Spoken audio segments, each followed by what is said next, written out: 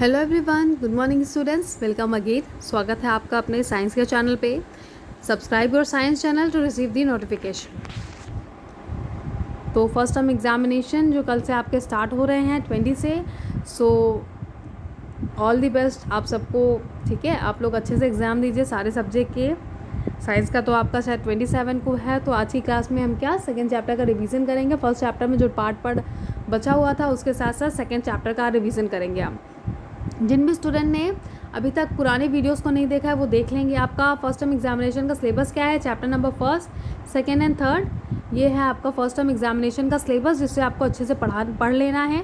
ठीक है, इसको पढ़ लेना है अच्छे से। और आई होप आप लोग के फुल मार्क्स आने वाले हैं। तो आप लोग को फिर से मैं बता देती हूँ कि टोटल क्वेश्चन कितने आएंगे फर्स्ट टर्म एग्जामिनेशन के। 40 क्वेश्चन रहेंगे, जो कि टोटल कितने मार्क्स से रहेंगे, 50 मार्क्स के रहेंगे। ठीक है, 40 क्वेश्चन 50 मार्क के रहेंगे। और आप लोग को प्रिपरेशन अच्छे से करनी है। और आई नो कि 7th क्लास के बच्चे बहुत इंटेलिजेंट एंड स्मार्ट हैं, वो फुल मार्क्स लेके आने वाले हैं। तो आप लोग अपनी बुक ओपन कर लीजिए, पेंसिल निकाल लीजिए और रिवीजन स्टार्ट करिए। So student, chapter number first nutrition implant का रिवीजन हमने कर लिया है पिछली क्लास में, सैटरडे के वीडियो में। नाउ आज हम सेकेंड चैप्टर का रिवीजन करेंगे, न्यूट्रिशन इन एनिमल। ओके, तो आप लोग में जिन भी स्टूडेंट ने पुरानी वीडियोस को नहीं देखा है वो देख लेंगे। और आप लोग अच्छे से पढ़ाई स्टार्ट कर दीजिए। आपके कितने क्वेश्चन आने वाले हैं, 40 क्वेश्चन आएंगे, जो कि MCQ टाइप रहेंगे। ठीक है, मल्टीपल चॉइस क्वेश्चन रहेंगे। और कितने मार्क्स का रहेगा, 50 मार्क्स का आपका पेपर बनेगा फर्स्ट टर्म एग्जामिनेशन। तो be ready for the exam. Now हम स्टार्ट करते हैं आज की अपनी क्लास। तो ये सारी चीज़ें जो आपको है ये सब मैम पढ़ा चुकी हैं, तो हम लोग बहुत फटाफट से आज की क्लास करेंगे। तो होलोजिक न्यूट्रिशन क्या होता है, when an organism consume solid और liquid organic matter and digest, absorb and assimilate it in the mode of nutrition is known as holozoic nutrition. ठीक है, तो होलोजोइक एनिमल कौन कौन से हो सकते हैं, हार्बीवोरस भी होते हैं, कार्निवोरस भी होते हैं और ओमनीवोरस भी होते हैं। ठीक है, फ्लैश ईटर्स, प्लांट ईटर्स, दोनों प्लांट भी खाने वाले और फ्लैश भी खाने वाले ऐसे एनिमल्स किस में आते हैं, होलोजोइक एनिमल्स सारी तरीके में आते हैं। तो स्टेप ऑफ होलोजोइक न्यूट्रिशन कैसे होता है, पहला स्टेप क्या है, इंजेशन। इंजेशन मतलब खाने को अपने मुंह में रखना, चबाना और उसे निगलना नीचे। ठीक है, दैट इज कॉल्ड इंजेशन। फिर उसके बाद हमारा सेकेंड स्टेप क्या है, इंजेशन के भी बहुत सारे पॉइंट है खाने को। ठीक है, खाना, फिर उसके बाद माउथ स्वेल कर जाता है, फिर उसे फिल्टर करते, फिर हम चबाते हैं ढेर तक। ठीक है, ऐसे करके खाना हम खाते हैं। वहाँ सेकेंड स्टेप आता था डाइजेशन। जो खाना हम खाए हैं उसका डाइजेशन होना। ठीक है, डाइजेशन होना बहुत ज़रूरी है। डाइजेस्ट नहीं होगा तो आपको एनर्जी कैसे मिलेगी। तो वो डाइजेस्ट होता है, जिसके लिए हमारी बॉडी अलग अलग तरीके से वर्क करती है। फिर उसमें से एब्जॉर्प्शन होता है। जो खाना डाइजेस्ट हुआ है उसमें जितने भी प्रोटीन, विटामिन, मिनरल्स हमें मिलने हैं वो चीज़ें कहाँ एब्जॉर्ब होंगी और हमारे ब्लड में जाती है, जिससे हमें एनर्जी मिलती है ना। फिर उसके बाद एसिमिलेशन का प्रोसेस है, मतलब the process of utilising absorb nutrients for energy and growth, reproduction, development by the body. तो आप लोग जब 3 साल के थे तो आपकी हाइट छोटी सी थी। जैसे जैसे आप बड़े होने लग गए, 10 साल के हुए, 11 साल के हुए, वैसे वैसे आपकी हाइट बढ़ गई है ना। तो ये किस कारण, एसिमिलेशन। ठीक है, जो खाना हमने खाया है उसको ऑब्जर्व करके जो एनर्जी हमें मिली है वो किस में एनर्जी यूज़ होती है, ग्रोथ में। ठीक है, ग्रोथ करने में, आपको वर्क करने में, रिप्रोडक्शन के प्रोसेस में, इन सारे प्रोसेस में एनर्जी यूज़ होती है। Now egestion. इजेशन क्या है,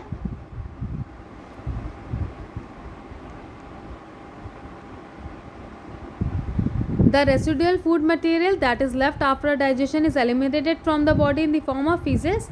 ठीक है, जो वेस्ट मटेरियल होता है वो रिमूव हो जाता है हमारी बॉडी में, that is called egestion. Now nutrition in amoeba, जिसके बारे में हमने पढ़ा था, तो इसका डायग्राम से ही हमने पढ़ लिया था। क्या एमीबा खाना कैसे खाता है, ये फूड पार्टिकल्स है अमीबा के पास आया, न्यूक्लियस है अमीबा में, स्ट्रक्चर अमीबा का ऐसा होता है।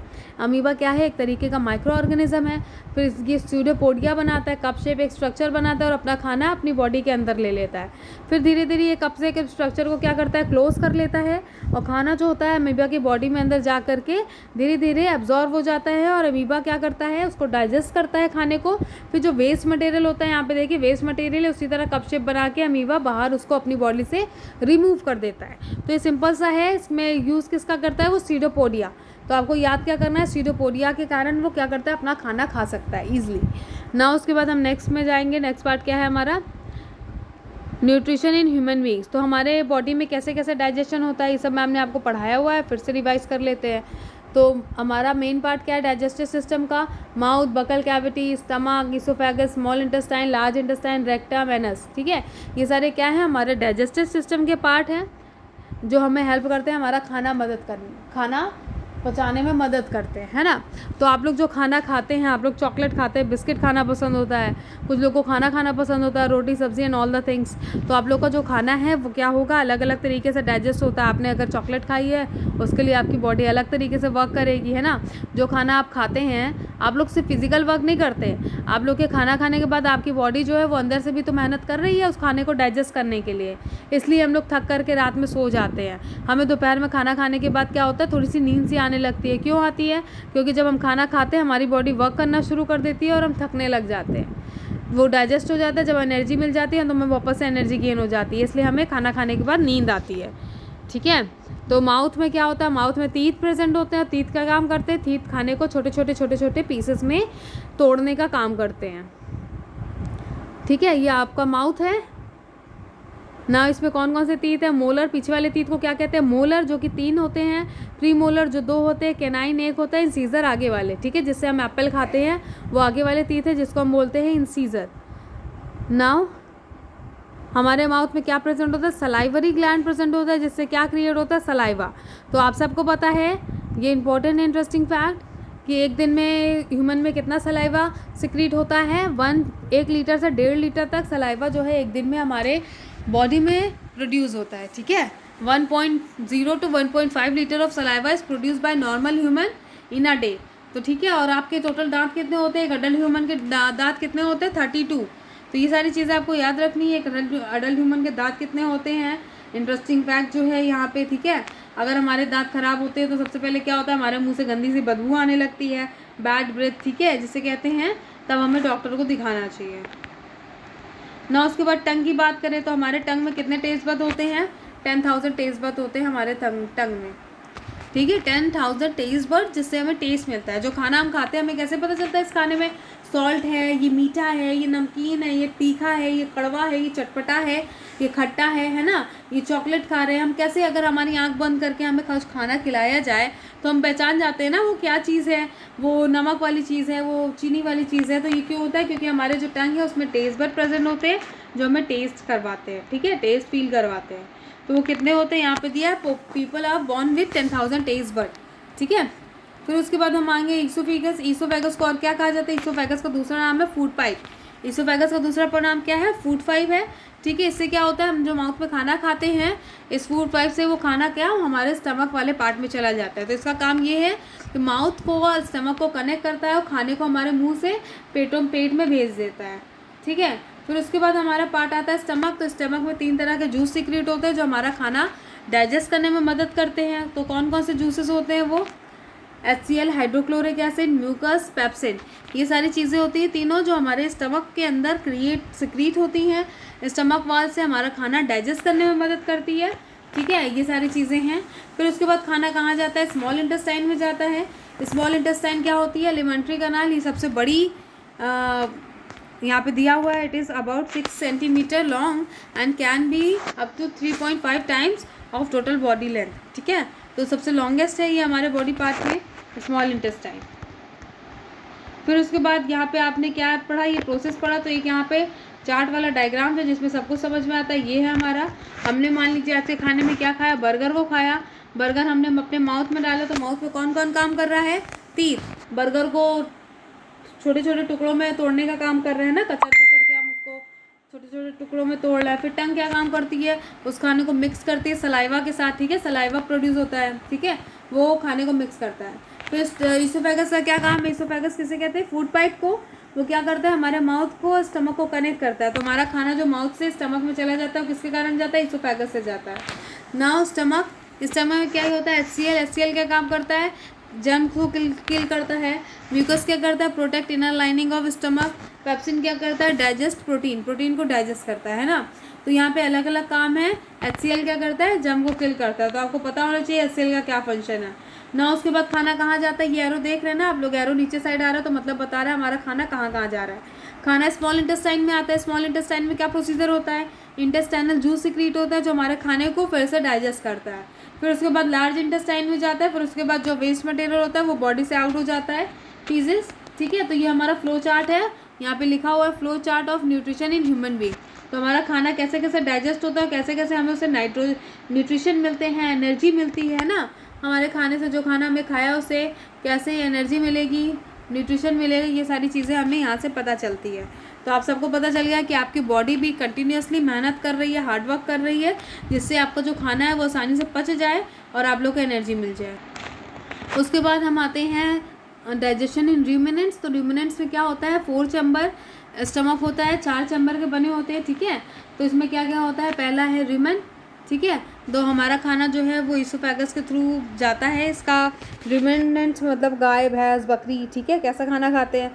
फिर आप सबको पता है कि ruminants ingest food through their mouth and swallow it very quickly even without chewing it. तो बिना कचरों से क्या करते हैं, अपने खाने को निगल लेते हैं और एक जगह जाके उनका खाना स्टोर हो जाता है। फिर धीरे धीरे आपने देखा होगा गाय भैंस जो हैं वो अपना मुंह चलाती रहती हैं ऐसे खाली बैठ के, तो जो खाना उन्होंने निगला होता है अपनी बॉडी में उसको वो कचर कचर के खाती रहती है ना।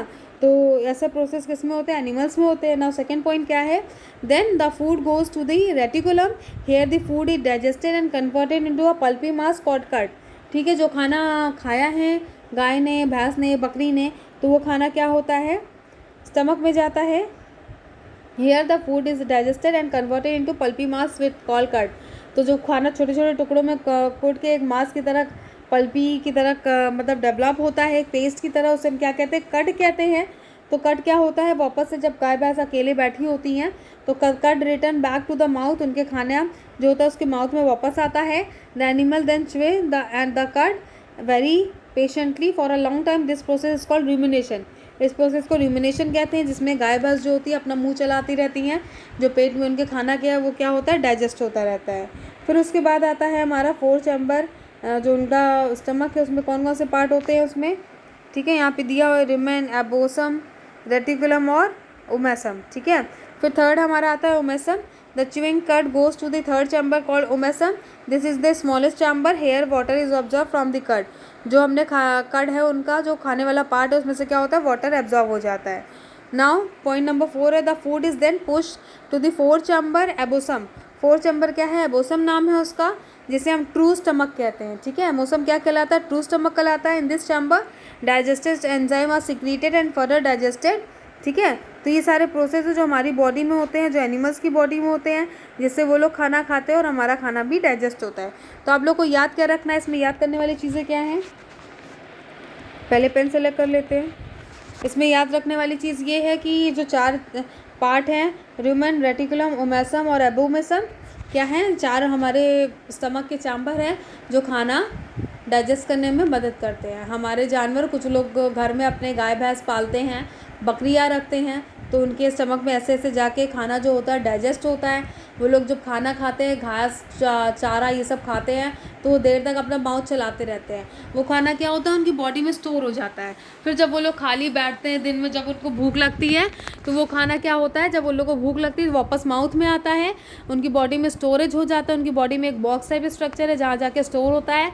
फिर वो खाना उनके माउथ में वापस आ जाता है, वो फिर अपना माउथ चलाते हैं, चलाते हैं, फिर उस खाने को खाते हैं तो स्टमक में चला जाता है और फिर उसके बाद उनको एनर्जी मिल जाती है, ठीक है। तो थोड़ा सा डिफरेंट है हमारा ह्यूमन बीइंग का डाइजेशन और एनिमल का डाइजेशन में, थोड़ा सा डिफरेंस है। डिफरेंस यही है कि हमारा खाना डायरेक्ट डाइजेस्ट होता है और जो एनिमल का खाना है वो आराम आराम से डाइजेस्ट होता है। वो आराम से च्युइंग करके खाते हैं, पूरा दिन खाते रहते हैं, है ना।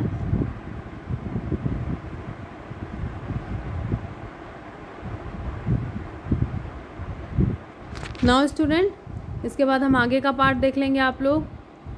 कीवर्ड्स में जितने पॉइंट दिए हैं उतने हमने पढ़ लिए, एक बार रिवाइज कर लेते हैं।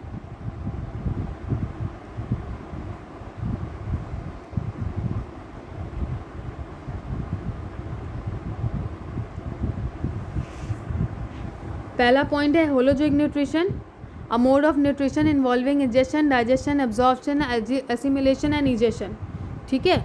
तो होलोजोइक न्यूट्रिशन में कितने पार्ट्स होते हैं, 5। पहला है इंजेशन, ये आप लोग याद कर लीजिएगा। दूसरा है डाइजेशन, फिर एब्जॉर्प्शन, एसिमिलेशन और इजेशन। इस मेथड से एनिमल्स में कुछ और ह्यूमन बीइंग में खाना डाइजेस्ट होता है। खाना हम लोग खाते हैं, इंजेक्ट करते हैं, फिर खाना डाइजेस्ट होता है, फिर एब्जॉर्व होता है, फिर एसिमिलेशन होता है, उस खाने से हमें एनर्जी मिलती है और हमारी बॉडी की ग्रोथ होती है।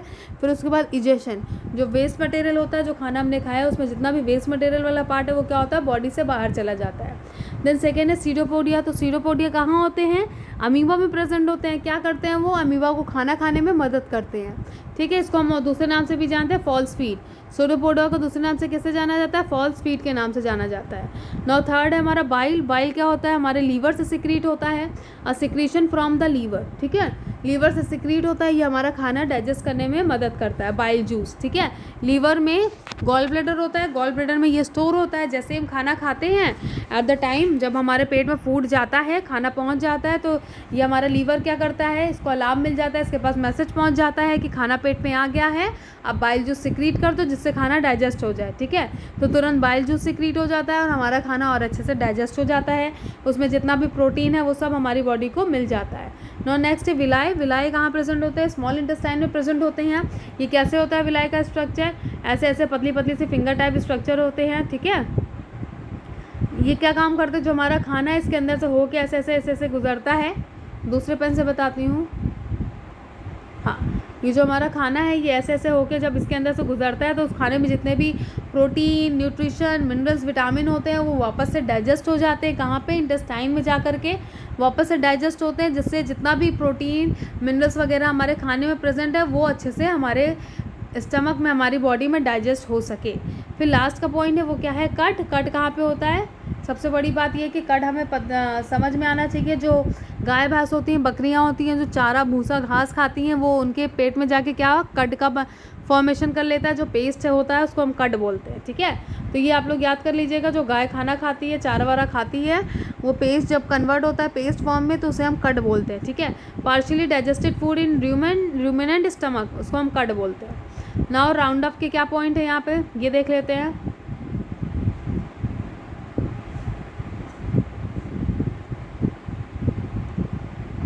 So what is the first point in most of the free living organism, nutrition is holozoic। ठीक है, तो फ्री लिविंग ऑर्गेनिज्म कौन कौन आते हैं, बैक्टीरिया, फंजाई। तो सबको जीने के लिए कुछ ना कुछ खाने की ज़रूरत होती है, कुछ को सनलाइट से एनर्जी मिल जाती है ना, कुछ को पानी पी के, फिश कहाँ रहती है, पानी में रहती है तो उसको वहाँ से एनर्जी मिलती रहती है। कुछ लोग जो पेड़ पौधे हैं उनको सनलाइट से अपना खाना बना लेते हैं। हम ह्यूमन बीइंग को खाना मतलब एनर्जी के लिए खाना खाने की ज़रूरत पड़ती है, तो सबका अपना अपना तरीका है खाना खाने का। तो होलोजोइक के कितने स्टेप होते हैं, 5 स्टेप अभी मैंने बताया कौन कौन से होते हैं, ये आप जा पढ़ लीजिएगा। थर्ड पॉइंट क्या है, an amoeba take its food through pseudopodia. तो अमीबा खाना कैसे खाता है, सीडोपोडिया के थ्रू खाता है। फोर्थ पॉइंट क्या है, द ह्यूमन डाइजेस्टिव सिस्टम कैसे कैसे होता है, माउथ से होता है, फिर ईसोफेगस, स्टमक, ठीक है, small intestine, large intestine, rectum and anus. ठीक है, तो मुंह से खाना खाते हैं, हमारे खाना डाइजेस्ट होते हुए वेस्ट मटेरियल फिर बॉडी से आउट हो जाता है। नाउ नेक्स्ट पॉइंट क्या है, point number 5, digestion start in mouth and complete in small intestine. ठीक है, मुंह से स्टार्ट होता है डाइजेशन, जो हम खाना खाते हैं हमारा जो कार्बोहाइड्रेट होता है, शुगर पार्ट, वो हमारे मुंह से डाइजेस्ट होना शुरू हो जाता है। फिर 6th पॉइंट है digested food get absorb in the small intestine. फिर 7th पॉइंट क्या है, it mixes with blood and reaches every part of the body. ठीक है, जो खाना हम खाते हैं उससे क्या होता है, वो पहले तो डाइजेस्ट होता है, फिर एब्जॉर्व होता है।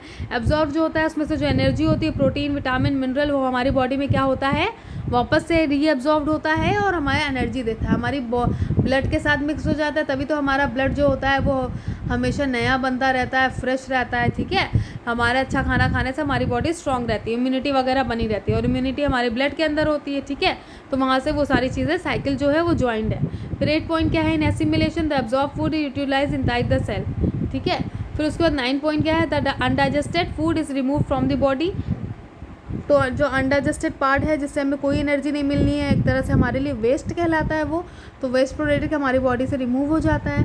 Now what is the next point, point number 10, the stomach of ruminants have 4 chamber. तो ये भी आपको मैम ने भी बता दिया है, रूमेन, रेटिकुलम, ओमेसम और एबोमेसम, 4 चैम्बर है। ठीक है, फिर 11वां है, the largest of these chamber is the rumen which help to digest cellulose. ठीक है, सेलुलोज जो घास फूस खाते हैं जानवर, उसमें सेलुलोज प्रेजेंट होता है, तो ये जो इनके 4 चैम्बर स्टमक है वो खाना डाइजेस्ट करने में उनकी मदद करते हैं। सो स्टूडेंट, आज हमारा सेकेंड चैप्टर का रिवीजन कंप्लीट हो गया है। इसके आगे का जो नेक्स्ट चैप्टर है, थर्ड चैप्टर, उसका रिवीजन हम नेक्स्ट क्लास में करेंगे। आज की क्लास हमारी यहीं पे एंड होती है और आप लोग का टारगेट होना चाहिए फुल मार्क्स लेके आना in the first term examination. Thank you.